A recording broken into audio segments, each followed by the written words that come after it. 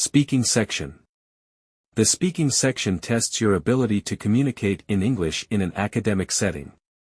During the test, you will be presented with 4 speaking questions. The questions ask for a response to a single question, a talk, or a lecture. The prompts and questions are presented on time. You may take notes as you listen, but notes are not graded. You may use your notes to answer the questions. Some of the questions ask for a response to a reading passage and a talk or a lecture. The reading passages and the questions are written, but the directions will be spoken. Your speaking will be evaluated on both the fluency of the language and the accuracy of the content. You will have 15 to 20 seconds to prepare and 45 to 60 seconds to respond to each question. Typically, a good response will require all of the response time and the answer will be complete by the end of the response time. You will have about 17 minutes to complete the speaking section. A clock on the screen will show you how much time you have to prepare each of your answers and how much time you have to record each response. You will now be asked a question about a familiar topic. After you hear the question, you will have 15 seconds to plan your response and 45 seconds to speak. Do you agree or disagree with the following statement? Parents should help their children choose a job or a career. Use specific examples and details to support your opinion.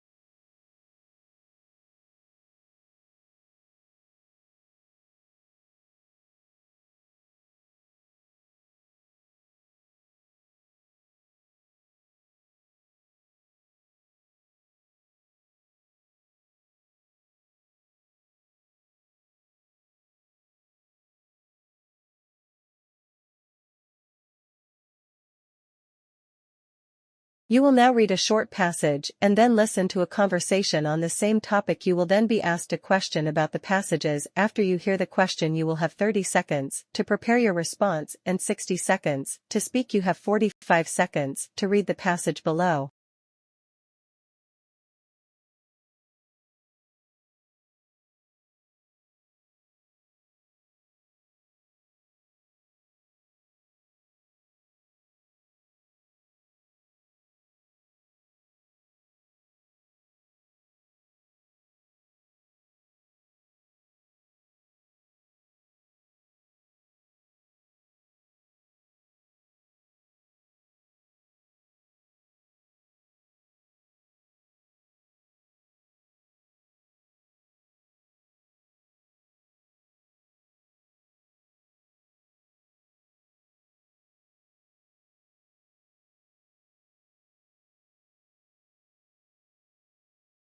Listen to 2 students discussing this article. What do you think about Diane's proposal to have campus construction projects scheduled during the summer? I'm definitely on board with his idea. I think he makes some really good points. Yeah? What do you see as the main benefits of doing it that way? Well, for one, the construction work is just so disruptive when it happens during the school year. I remember last year when they were repairing the parking lots, it was a nightmare trying to find a place to park. Oh yeah, I remember that. Weren't a bunch of the lots closed off for weeks? Exactly. It made it really hard for students and professors to get to their classes on time. I had to circle around forever trying to find street parking. That must have been a pain. I can see how that would be way better to do in the summer, when there are fewer people on campus. Definitely. And the other point Diane made about the weather is a good one too.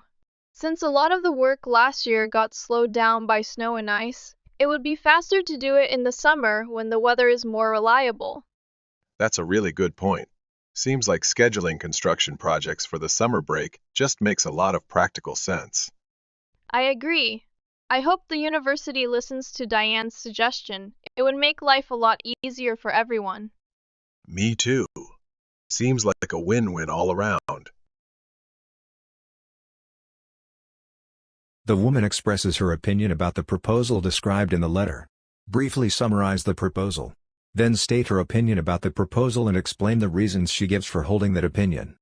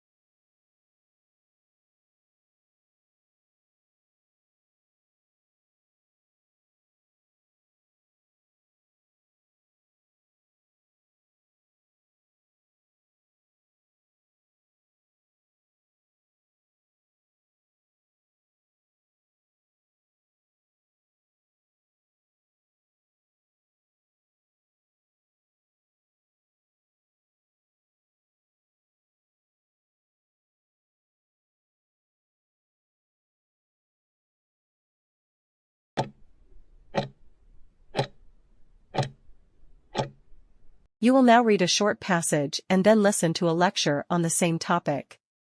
You will then be asked a question about the passage. After you hear the question, you have 30 seconds to prepare your response and 60 seconds to speak. You have 45 seconds to read the passage below.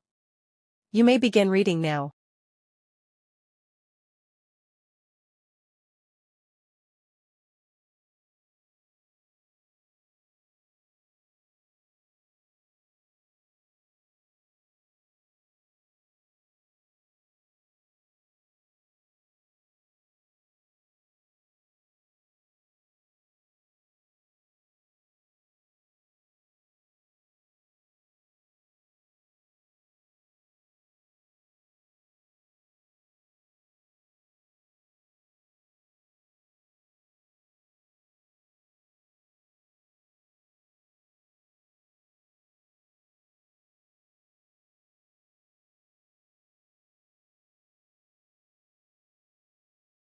Now listen to part of a lecture in a social psychology class. Let's take a real-life example. Consider Sarah, a young girl in high school who enjoys painting. Sarah frequently compares her art to her classmates, which has led her to improve her skills and refine her style. However, Sarah also noticed that her paintings were not as popular on social media as her friends' artworks. As a result, Sarah felt discouraged and questioned her artistic abilities. To further elaborate on this example, let's look at the specific instances where Sarah engaged in social comparisons.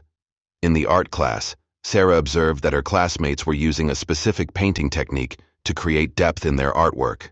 Inspired by this, she practiced the same technique and eventually mastered it, resulting in more intricate paintings. On the other hand, when Sarah compared her social media popularity with her friends, she found that her art received fewer likes and shares. This comparison negatively impacted her self-confidence and motivation to create more art. In this example, Sarah engages in social comparison in two ways. First, she compares her skills with her classmates, which motivated her to enhance her abilities. Second, she compares her success on social media to her friends, leading to self-doubt. This highlights both the positive and negative aspects of social comparisons, influencing a person's self-perception and behavior. Explain how the example from the professor's lecture illustrates the concept of social comparisons.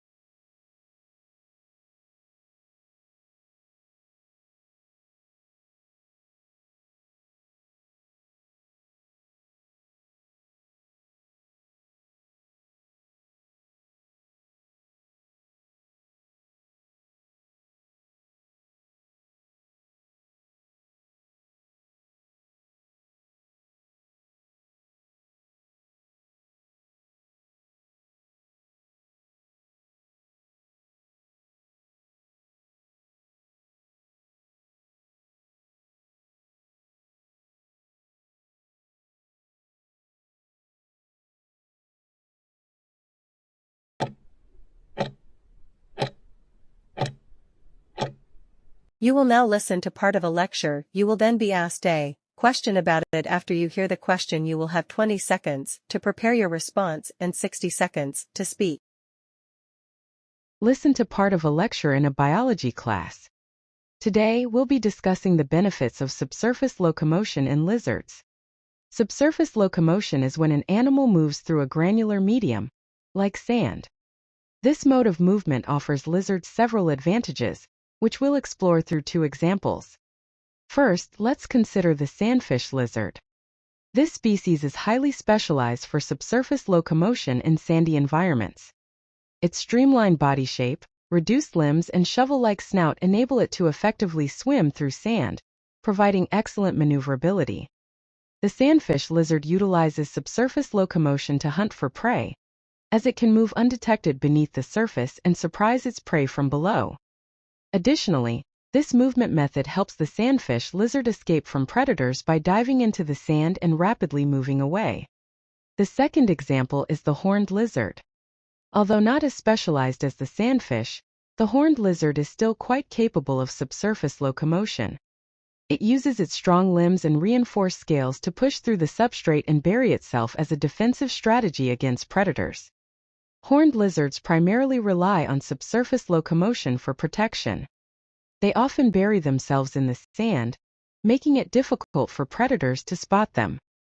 By doing so, horned lizards decrease their chances of being targeted by predators and increase their chances of survival.